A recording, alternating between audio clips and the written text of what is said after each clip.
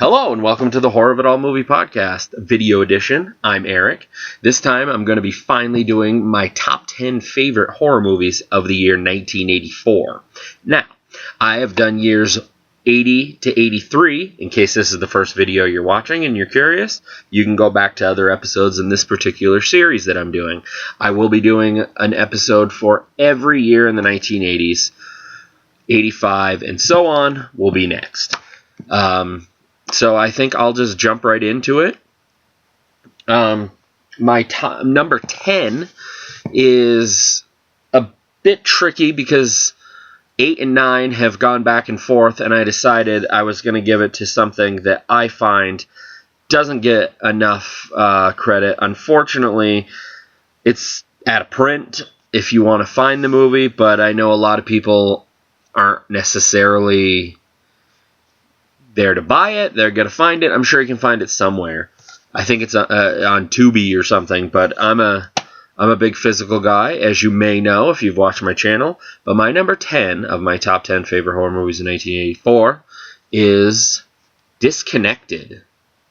Now, I've seen not a couple, but I think I've seen this as 1985 in some places, but From Vinegar Syndrome on the slipcase and on the case, it says 1984. So, that's my number 10.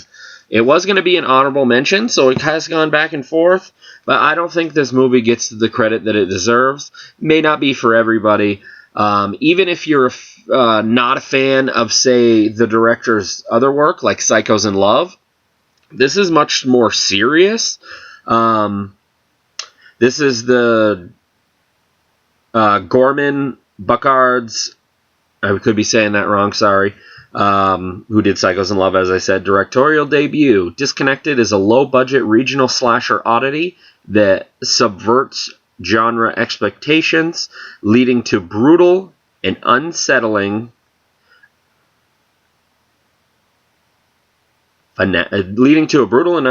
finale. Never officially released on DVD, blah, blah, blah. But yeah, it's different. It's very, very low budget, but I really like it. Number 10, Disconnected. My number 9 is another Vinegar Syndrome release. Big surprise. I have a few in here, actually. It's just the nature of the beast, as I've said before. This next one, as well as Disconnected, actually, were two movies that I had never seen before. So I didn't grow up with these movies. So it was nice to finally see them. I've seen this movie a couple of times, this next one, but I'm talking about Silent Madness. For me, this was a great, I don't know what I'm trying to say, like a definitely a fun surprise. I wasn't sure what to expect of it, but I love the slipcase. But yes, I've watched this a few times now, actually, since I got it. I've watched it in 3D and not 3D. I don't have a 3D TV, so I did have to use the glasses.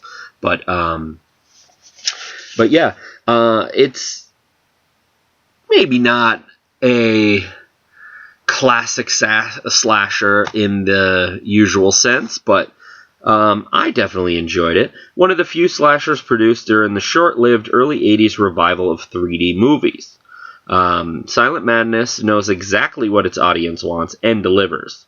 Heavily gelled lighting and excellent use of 3D photography. The kills in it are really unique, I think.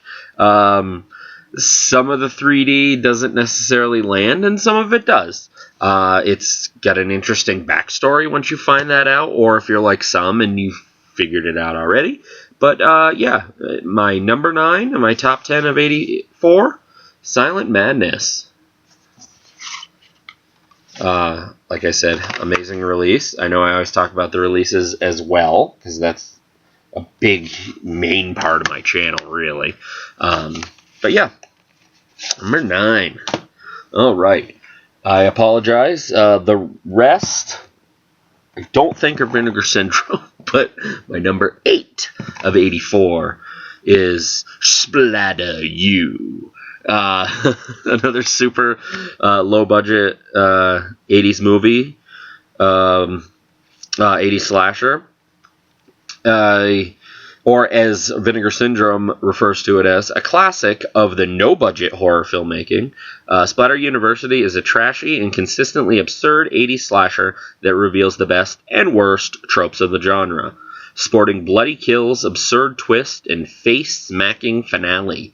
I unfortunately missed out on the slipcase as I drop it. But I took a little while because I had the 88 Films one, and then when I did my research, it was too late to get the slipcase. Unfortunately, I do not do that anymore. I definitely... Let me adjust my camera here. I just realized I'm a little crooked. Sorry about that. I'm usually one to do my research ahead of time, and I've learned from my mistakes, so to speak. But yeah, Splatter University. I had a lot of fun with it. Sorry about the technical difficulty there. But that is my number 8. But it was good that I did the research because I realized that the 1984, the 88 Films version, the print wasn't that great, or the scan or whatever. Something about it wasn't that great, and I was glad to realize that, even though it took me a little while. Sorry again about the camera, to realize that, but I figured it out, so that's what's important. All right, on to my number 7 of 1984, and I just watched this recently. Still love it. I think it's very unique. It's from the producer of Pieces. Looking back at Pieces, I'm talking about Don't Open Till Christmas. This really needs a good Blu-ray. I know I've heard some people say that there is a German one. I do not have that. I would love, say, Vinegar Syndrome to release it. That would be great. Or even Severin. Hell, even Scream Factory, really. I would just like a Blu-ray of this, but the DVD does look pretty good. I watch it every year. Don't Open Till Christmas is basically about this killer. It's kind of giallo-ish. It's a UK movie. It's like a British movie, like slasher. Enough oddity, sleaziness, and mirth-inducing badness to tickle the fancy of any 80s slasher aficionado. That was from Hysteria Lives on the front.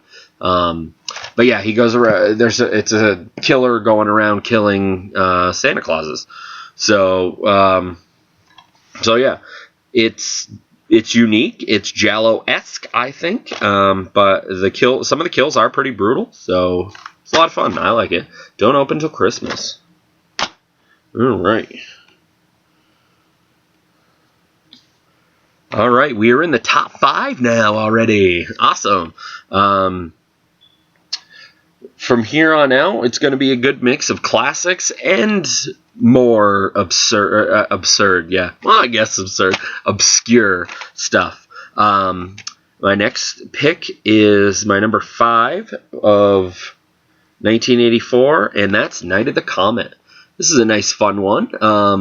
It's not super violent or anything. It's just one of those, it's like an end of the world type movie, and only a handful of people survive. There was like a, what is it? Like an eclipse, I believe, and most of the world, I guess, I don't know, or the area, basically just turned into dust, and there's just a handful of people. 2 of them are sisters, and they're like the main characters. Taking a cue from the classic Doomsday movies, such as Day of the Triffids and Omega Man, with a healthy dose of Dawn of the Dead thrown in for good measure, Night of the Comet is an irresistible slice of Reagan-era B-movie fare, which features 80s pop hit dance along, blah, blah, blah. Anyway, it's a lot of fun. That's my number 5. It's one of my son's favorite movies. I introduced it to him. This is a really good edition. This is an Arrow Films one from 2018. It's pretty good. I believe this one's B. But I think you can get it in America too. I think Scream Factory might have put it out, but I'm not sure. I have the Arrow version. But Night of the Comet. Number 4. Now my number 4. I didn't want to dig out my DVDs, and on Blu-ray, I just have it in a box set, so fuck it. My number 4 is Nightmare on Elm Street. The beginning of that crazy popular franchise. I'm a big fan of the franchise. However, as blasphemous as it's going to be, I will admit, even though this is my number 4, and I'm not talking about just the box set, I'm talking about the first Nightmare on Elm Street, which I have seen in the theater, not when it came out, not old enough for that, but in a classic type night in my local theater, which was a lot of fun. I would say it's one of my favorites, but it's not my favorite Nightmare on Elm Street. I know, might be blasphemous, but hey, everybody has their own opinion, everybody has their own list. I do my list all the time. But yeah, my number 4 is Nightmare on Elm Street. There's not really much to say. It's Nightmare on Elm Street. It's the debut of Freddy. Definitely a few things about it that I could add that some people might not know that aren't necessarily seasoned horror fans, but like Freddy Krueger, his last name Krueger, Wes Craven took from his character in Last House on the Left, who was played by David Hess. And that's an interesting little tidbit, but yeah. My favorite kill in it is probably the kill with the girl when obviously she's asleep, but her boyfriend's in the room and she starts getting dragged onto the ceiling, and he's seeing all these cuts and stuff, and she's bleeding to death, and she falls onto the bed, and then for a good majority of the movies, not good majority, but a good part of the movie, they think he's the killer until, well, he kills himself, which he still could be, until people start realizing that it's Freddy, or really Nancy does. A lot of them, of course, the classic don't believe her and all that stuff. Is it his first movie? I can't remember if it is. I know that's terrible, but Johnny Depp's one of his first, if not his first movie, is Nightmare on Elm Street. See, so I did have a few things for it. My personal favorite Nightmare on Elm Street is Dream Warriors. It just is. I know a lot of people say that, but it's true for me too. I really like 3, 4, 5. I know a lot of people aren't big on 5 or even 6. Technically, Freddy's Dead, I know, crazy now, is my second favorite probably, or third favorite. So now I know people are like, oh my god, Nightmare on Elm Street keeps getting pushed down. I'll stop ruining it for you, for what you think for mine. But yeah, Nightmare on Elm Street is my number 4. Sorry, I'm working out some kinks here in my shoulder. Anyway, number 3 or 4. Sorry, I was on number 5. I fucked that up. Of course I did. Anyway. My number 4 now is The Mutilator. Huge fan of this movie. I was such a fucking fanboy when Arrow finally put it out. This was definitely one of those movies I sought after for a long time. Huge movie growing up. I love The Mutilator. I even have a whole episode about The Mutilator, the movie, the whole movie. I talked about the whole movie with my buddy Adam. But excuse me, as I mentioned on that as well, this is probably my favorite version. This does have the slipcase. You can't get that anymore, but I know some care for that. But yeah, it's a fun little budget 80s slasher. Originally released under the title Fall Break, The Mutilator has earned a reputation amongst horror fans as one of the holy grails of 80s splatter mayhem due to its decidedly gruesome kill sequences. Courtesy of FX wizard Mark Shostrom, who also did Videodrome and Evil Dead 2. So, hell yeah. Finally making his long-awaited bow to high definition, The Mutilator has returned to terrorize a whole generation of horror fans. Love this movie. I have a couple shirts. I have a poster. I still have my VHS tape. Fucking love The Mutilator. And of course, how can I not mention By Sword, By Pick, By Axe, Bye Bye. One of the greatest taglines of any 80s slasher movie, I think. So many great things to be said about The Mutilator, but as I said, I have an entire episode dedicated to this movie, so go check it out if you would like. Sorry I fucked up those numbers. Shit happens. You know, I kind of wing stuff here. But yeah. Alright. My number 3 of my top 10 favorite horror movies of 1984 is fucking Chud. Another huge one growing up, as well as the next two are. Chud is one that I've really been wanting to do a whole episode on. It hasn't happened, but I love Chud. Some people might not know what I'm talking about, but I 100% disagree with Joe Bob. He's not a big fan of Chud. Teach their own. I fucking love Chud. Cannibalistic Humanoid Underground Dwellers, or what it actually stands for, which I should have been more prepared because I forgot. I think it's Urban Disposal. I know that's the UD. I'm fucking up here. But anyway, that's how most people know it. Cannibalistic Humanoid Underground Dwellers. They're not staying down there anymore.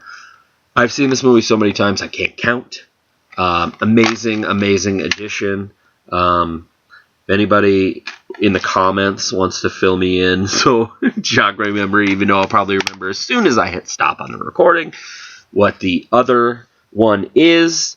But yeah, man, if you like gnarly monster movies, but from the 80s, when I say that, because the effects started getting fucking amazing, Chud is so much fun. I love the monsters. I know some people, including Joe Bob, have said, you don't see the monsters that much, blah, blah, blah. I think you see them just enough, and what you do see is fucking gnarly. Honestly, I just love this movie. I really do. I highly recommend it. If you haven't seen it, go check it out. You can probably find it on somewhere. I'm not even sure. It could still be on Shudder. I'm not sure. Or pick up the Arrow. I believe they've re-released this. So yeah.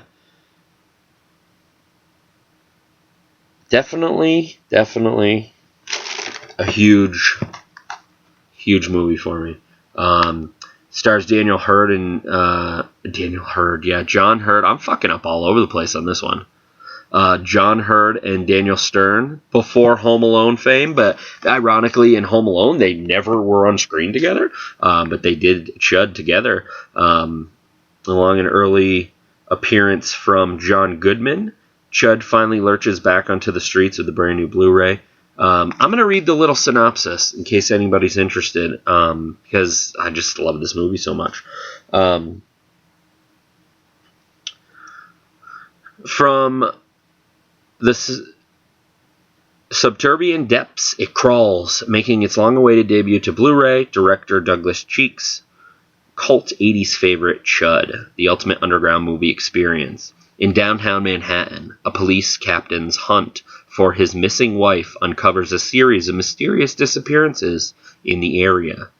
Extending his search into the tunnels and sewers below, it soon becomes clear that something monstrous lurks beneath the city streets, and it's not staying down there any longer.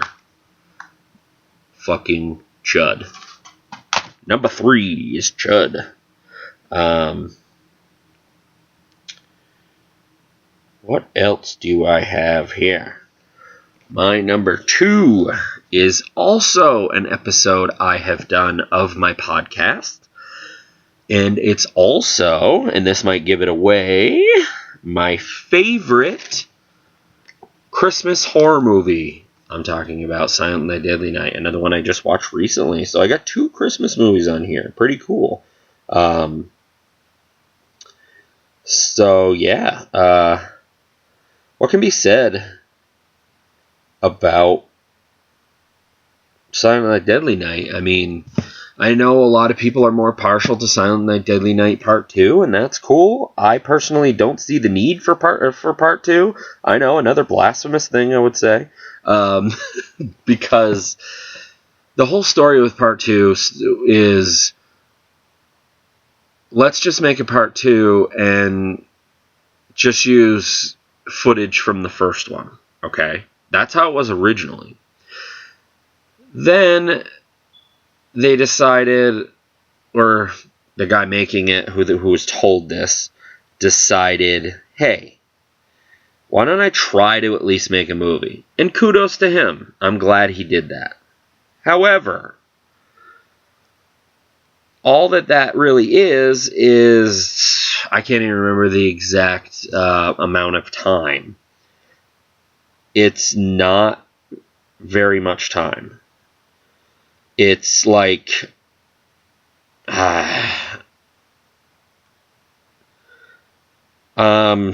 maybe 40 minutes, and I'm being generous, but I'm giving too much to Silent Night, Deadly Night Part 2. I really, really am. I'm talking about this movie. I mean, it's one of my favorite horror movies. I think I did it in my top 10 favorite horror movies of all time. We'll go with that. But yeah. Anyway, sorry, I was being distracted.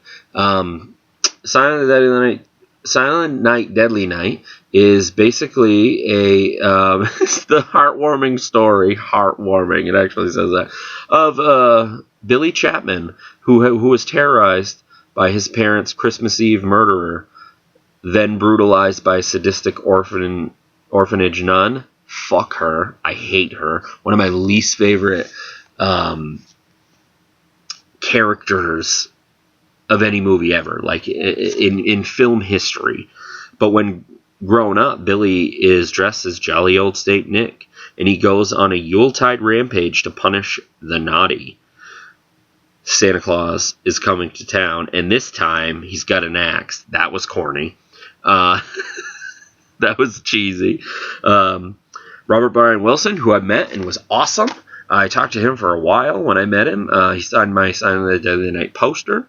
And Scream Queen Linnea Quigley stars in this jaw-dropping horror classic that a nation of angry murderers still cannot stop. Angry mothers cannot stop.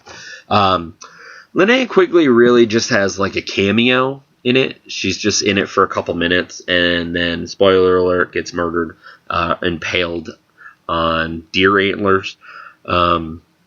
There's some pretty great kills, that being that one. The ridiculous one, but still awesome, of her boyfriend that gets thrown out of the window, and then they show him downstairs with a giant piece of glass at his side. The decapitation going down the hill, the hammer in the head, the box cutter when he stabs a girl in the stomach and then drags the box cutter up.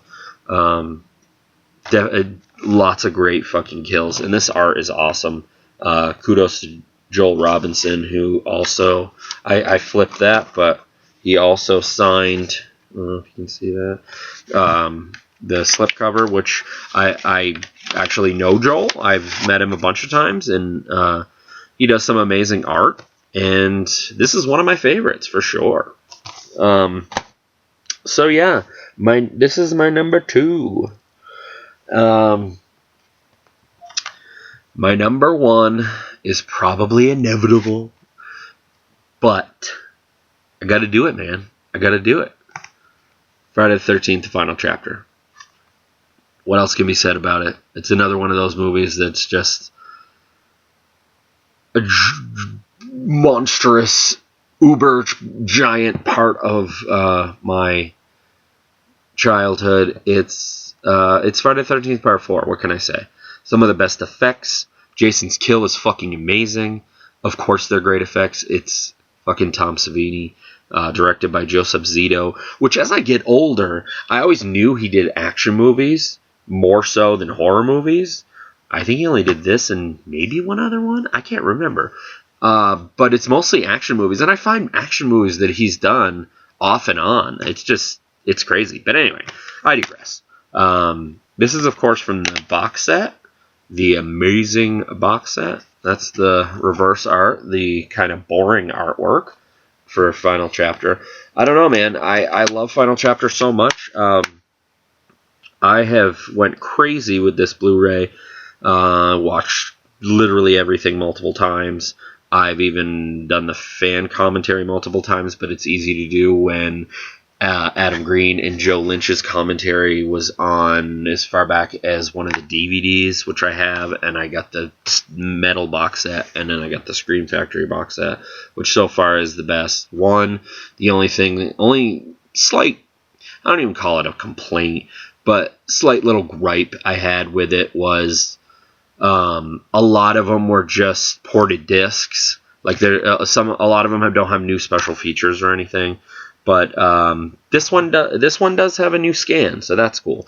I'd look on here, but unfortunately, and some people don't have a problem with this. I don't know why. It just bugs the shit out of me. But I also get it at the same time.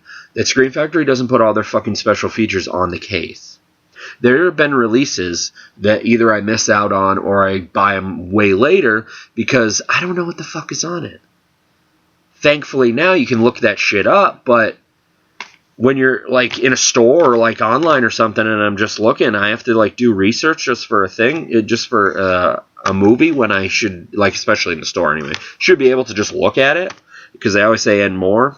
Anyway, Friday the 13th, the Final Chapter, my number one horror movie of the year 1984.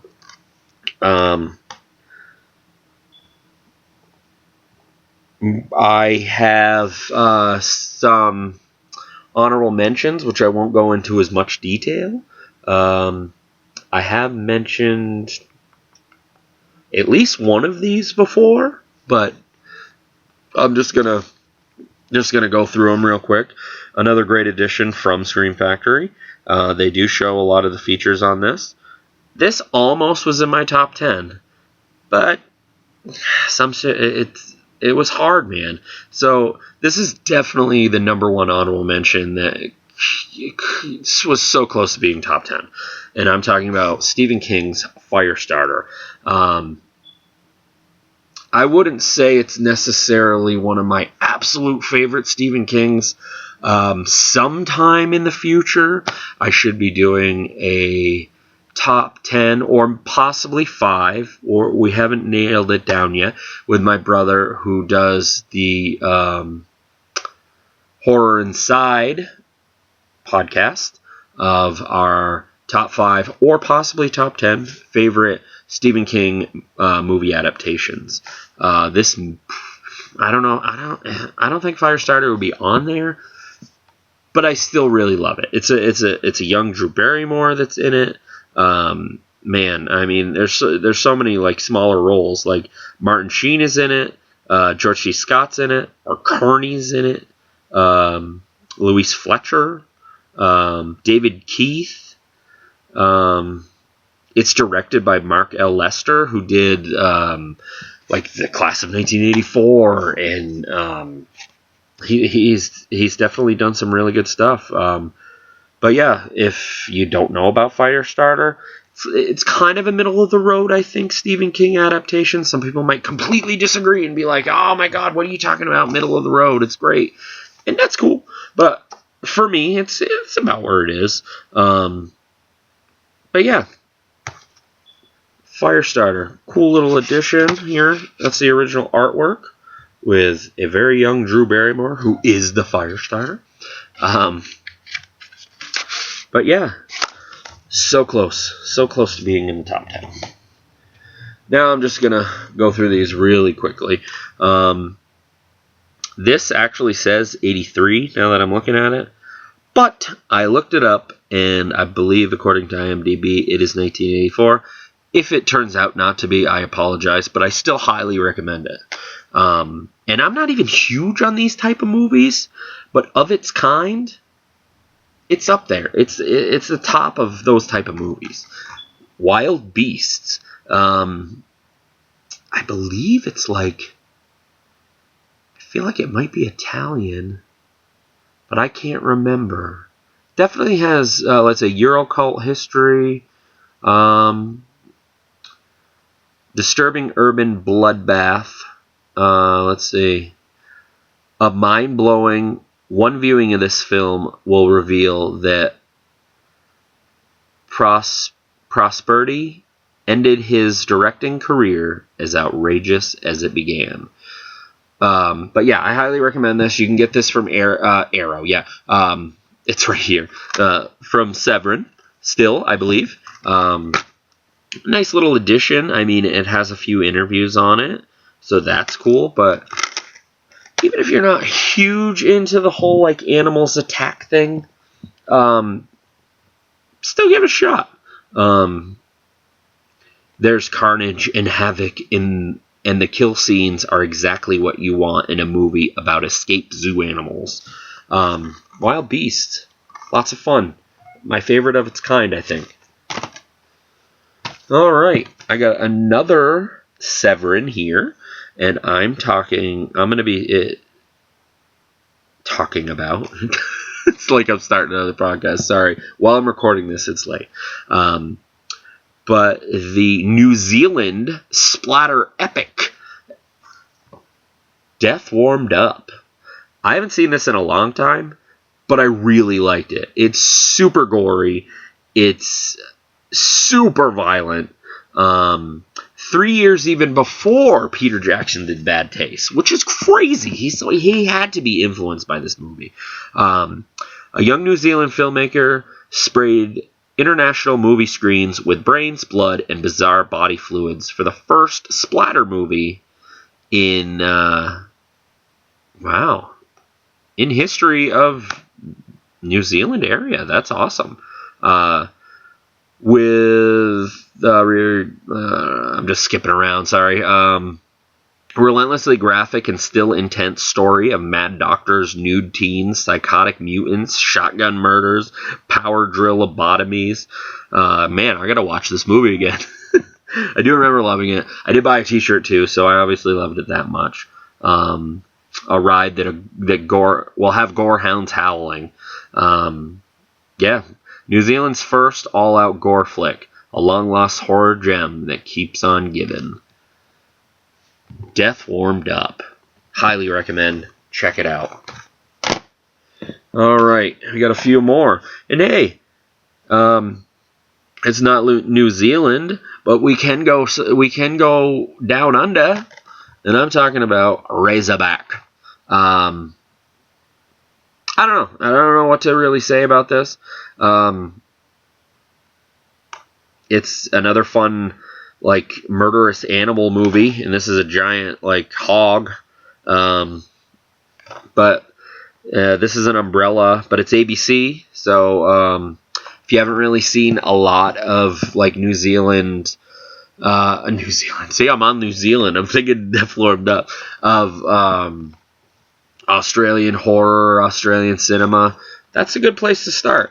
And another great place to start would be the documentary. What is it called? Damn, I was hoping it'd be on the back, because a lot of the movies have so many. It's like the guy did years of interviews.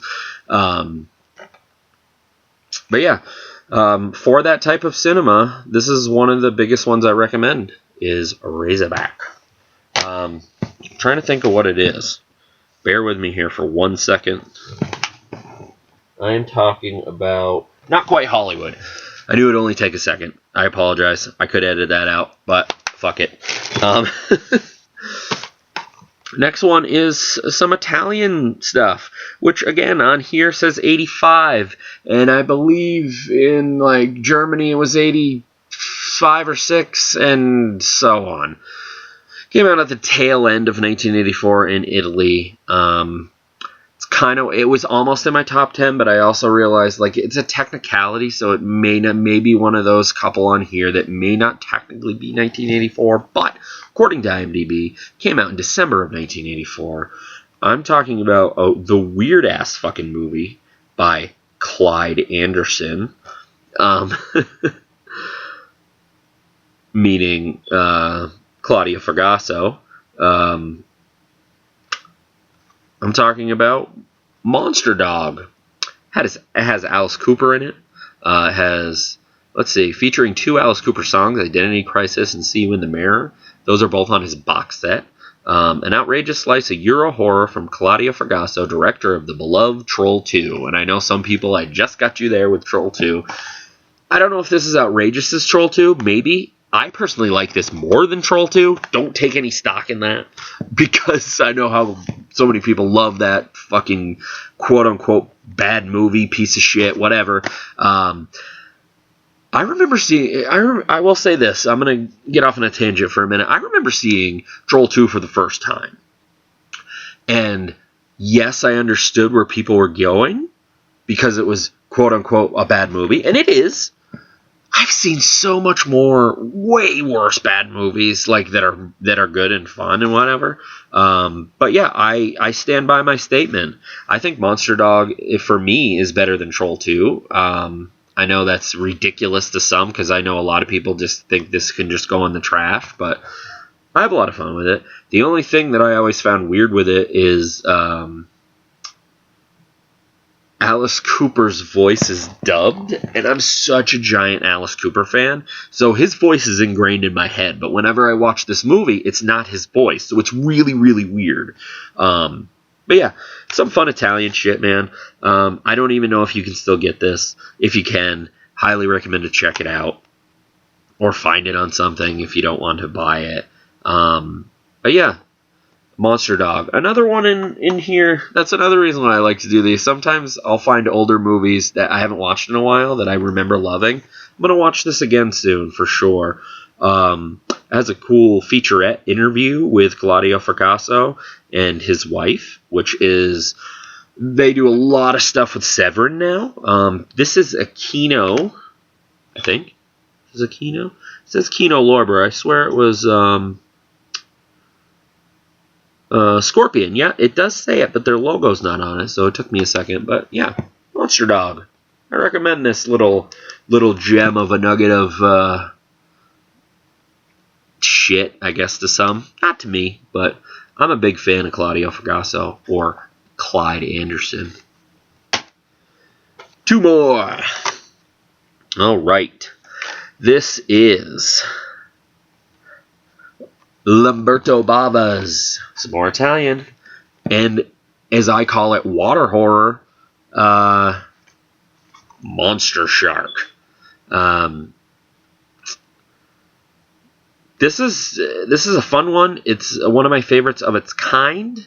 Like I said, it's directed by Lamberto Bava. I'm a huge Lamberto Bava fan. It is, one of the writers is Louis Coates, which is Luigi Cuzzi. I mean, and I love Luigi Cuzzi. I love Contamination. He also did Star Crash. Sergio Martino. But yeah, it's hard. I have to really look, because in like here with the names of the people in it, they don't always match, because a lot of them either didn't want to be associated with it or fill in the blank.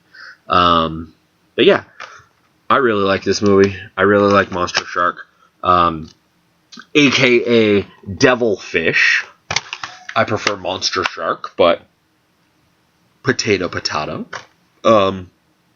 But yeah, a little Lamberto Bava gem, Monster Shark. Another one that people could call a piece of shit. I don't care. I guess I love shitty. I love quote unquote shitty movies, because I don't see it as a piece of shit. I just see it as fun. Sure, it might be a rip-off or whatever, and I'm doing too many quotes, and I'm probably bugging somebody, and I'm rambling.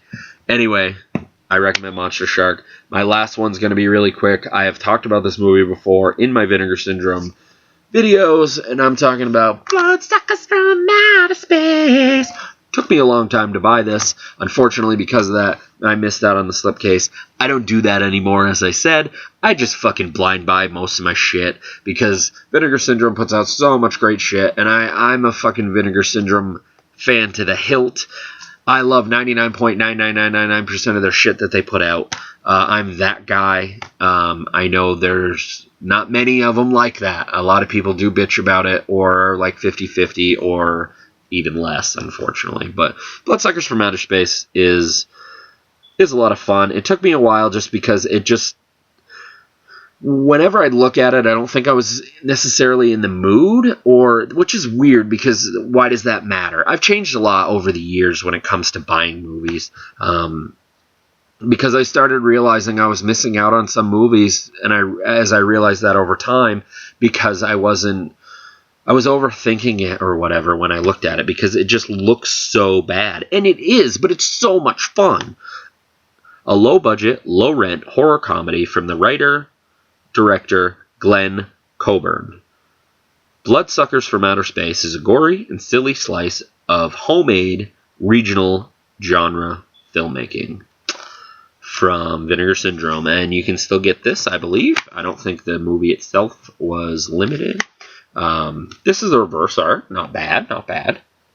Sorry about the glare. But yeah, sorry I kind of winged this one. And I kind of rambled on, and I had moments like that where I'm like, what am I trying to say? But again, it's late. I apologize. I could have done better, but I really wanted to get this video out. And I'm not necessarily a perfectionist to a degree, so I really wanted to have fun with it like I usually do. And I did. So be looking out in the coming months for the next installments. Up next is my top 10 favorite horror movies of 1985.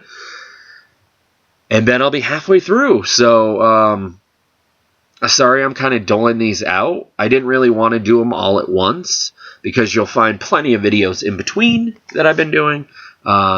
Be it simple ones like unboxing, or little silly reviews like I did on Devil Story. And hopefully some more podcasts coming. I did talk to my wife about one that might be doing again, which actually call back to the Friday the 13th final chapter. I did talk a lot about that in our podcast of our ranking of the Friday the 13th franchise, which you can also check out on my channel. And again, if this is one of your first videos, if not your first videos, I apologize for my unprofessionalness. As they say on the Arrow Video podcast, we'll try to be more professional next time. And I just gave them credit because I'm not going to steal that, but I try. Some videos are better than others, but I had fun with it, man. And I hope others did too. If you like what you saw and heard, or what I talked about, and you leave a comment, that would be great. Like and subscribe, even better, if you would like. And look out for upcoming more videos. Should be a new podcast coming. Look out for 1985. And from there, I'm not sure exactly what else. I mean, later in the month, there'll be a Vinegar Syndrome unboxing of the January releases. I'll have some more Severin unboxings. So, yeah, there's definitely some stuff coming up. So, check out my other videos, as I said. And I'm Eric. This is the Horror of It All movie podcast video edition. I know I always say that. I'm sorry. Because technically this is more of a podcast, but it's turning more into videos. Anyway, until next time.